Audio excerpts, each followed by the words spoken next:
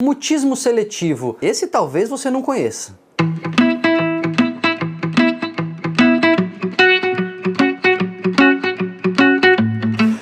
Esse vídeo sobre mutismo seletivo foi uma sugestão da Lígia Borim. Ela pediu aí pra gente falar um pouco sobre este problema. Ela é inscrita no canal, aliás, faça como ela, aproveita, já se inscreve aí, clica no sininho, nos alertas, faz sua pergunta, porque tá vendo que eu respondo, né? E a Lígia falou pra gente comentar um pouco sobre o que é o mutismo seletivo, como ele funciona, enfim, às vezes a gente ouve falar sobre isso, ou vê alguma coisa, mas não tem muita informação. O mutismo seletivo, ele é um transtorno que acontece na infância, geralmente. Ele começa normalmente até os 5 anos de idade. Mas é interessante que não é raro que ele não seja percebido, que ele não traga tanto problema até que a criança entre na escola. Porque qual é a característica central desse diagnóstico? O nome diz um pouco, né? É um mutismo, a pessoa fica muda, a criança parece que é muda mesmo, não fala nada, absolutamente nada, mas em alguns ambientes é seletivo, ela seleciona onde ela fala e onde ela não fala. Então, normalmente é uma criança que não tem problema de linguagem, eventualmente pode ter algum problema de linguagem associado, mas normalmente em casa, com os pais, com os irmãos, com as pessoas que ela convive mesmo ali proximamente, que ela tem intimidade, ela fala normal, absolutamente sem nenhum problema, ela se expressa, coloca suas ideias, entende, enfim, com clareza e etc. Mas saiu dali, às vezes assim, pode ser primo, avós, a criança não fala. Ela não só não produz espontaneamente a fala, como ela não responde quando ela é perguntada.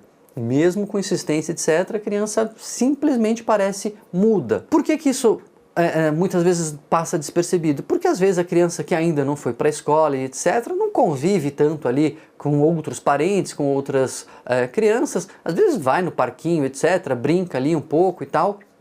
Ninguém percebe que ela não está falando, porque ela interage, não é que ela não sabe interagir, não é que ela não sabe se comunicar. Às vezes a criança com mutismo seletivo, inclusive, se comunica, apontando e etc e tal, ela consegue interagir, mas falar ela não consegue. Então, a criança vai lá no parquinho, vai no playground, os parentes chegam em casa, fica aquela, às vezes, bagunça e tal, ela fica mais envergonhada, coloca isso na conta ali de uma timidez, mas quando a criança vai para a escola, que aí, enfim, se espera que ela interaja verbalmente, que ela se comunique, que ela converse com os amiguinhos, que ela responda às perguntas da professora, do professor e etc., fica evidente o problema. E aí muitas vezes os pais não sabem o que fazer. Meu Deus, o que está acontecendo? Mas essa criança, ela fala aqui em casa, ela fala com a gente, ela é até tagarela às vezes e não tem o que faça.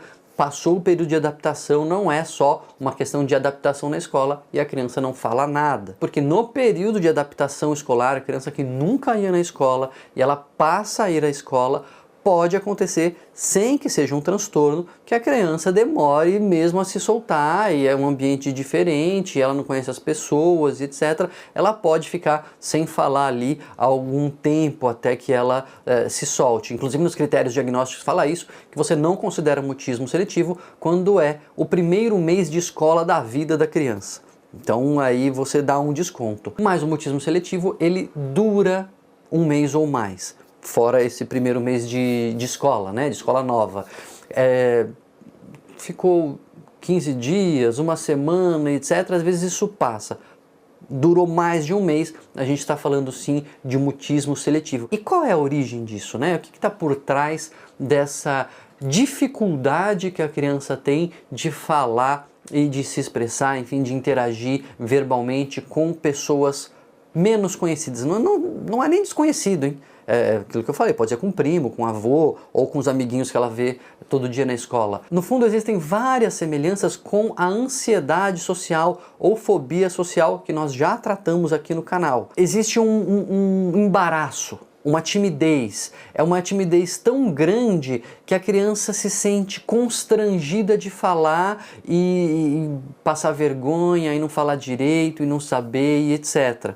Então, no fundo, a criança tem muita ansiedade de desempenho. Não é raro que crianças com mutismo seletivo preencham critérios também para a ansiedade social e, mais do que isso, não é raro que quando o mutismo seletivo passe, que ele muitas vezes se resolve com o tempo, essas crianças se tornem adultos com ansiedade social. Muitas vezes o mutismo passa, mas a ansiedade social continua. Então é uma criança ansiosa, com ansiedade social, às vezes até com sintomas fóbicos, eventualmente até de toque, e pode haver, como eu falei no começo, algum distúrbio da linguagem. Se a criança tem algum problema para se expressar, isso pode deixá-la com mais vergonha ainda e isso ser um dos gatilhos para o mutismo seletivo, embora não seja necessário. Às vezes a criança, na maioria das vezes, a criança fala perfeitamente e tem ansiedade, mas um dos gatilhos pode ser esse, né? A criança ter alguma dificuldade. Claro que também a gente tem que dar um desconto se é uma criança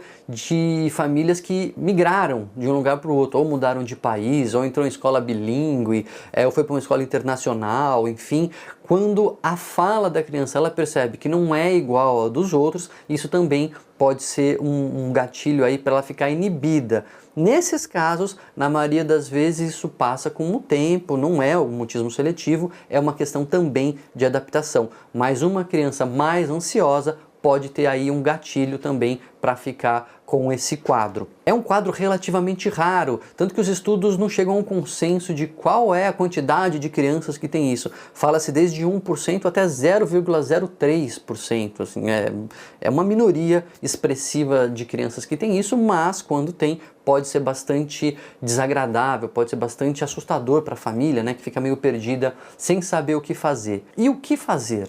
Como que se aborda o mutismo seletivo? Não adianta mandar a criança falar, não adianta brigar, não adianta bater, pelo amor de Deus, não adianta botar de castigo e etc. É um transtorno, precisa de tratamento. E os melhores tratamentos que tem uma revisão sistemática aí da literatura, que foi publicada em 2017, vou deixar o link aqui para quem quiser dar uma olhada. Os tratamentos que mais têm dado resultado são os tratamentos para diminuir a ansiedade, muitas vezes com medicamentos, como para pânico, como para ansiedade social, etc. Dá remédio, diminui a ansiedade e isso resolve o quadro.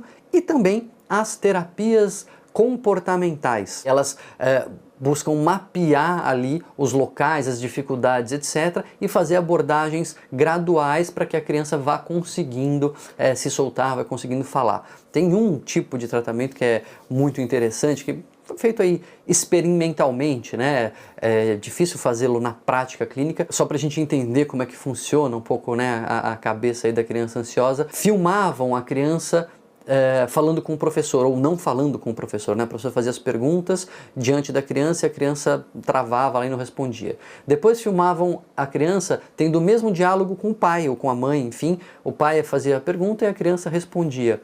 E aí os editores, né, como o nosso glorioso Diogo, eles faziam a edição de modo que parecia que o professor estava perguntando e a criança respondendo. Eles simulavam ali em vídeo um diálogo da criança com o professor e iam apresentando isso para a criança e ela se via conversando com o professor. Isso ajudou algumas crianças a se soltar e, enfim, ver que era possível e etc. Mas de qualquer forma, é preciso procurar tratamento especializado, com psicólogos especializados, com psiquiatras da infância e adolescência, para fazer um tratamento logo, porque senão vira um círculo vicioso, que a criança não fala e ela vai se isolando porque ela não fala, e conforme ela se isola, mais tímida ela fica, e aí mais tímida ela fica, menos ela vai falar, e aí mesmo que isso passe, a gente não sabe como que isso passa, a gente não tem números precisos de como isso evolui na vida adulta, a gente nem sabe como que isso melhora, a gente não sabe qual é a taxa de melhora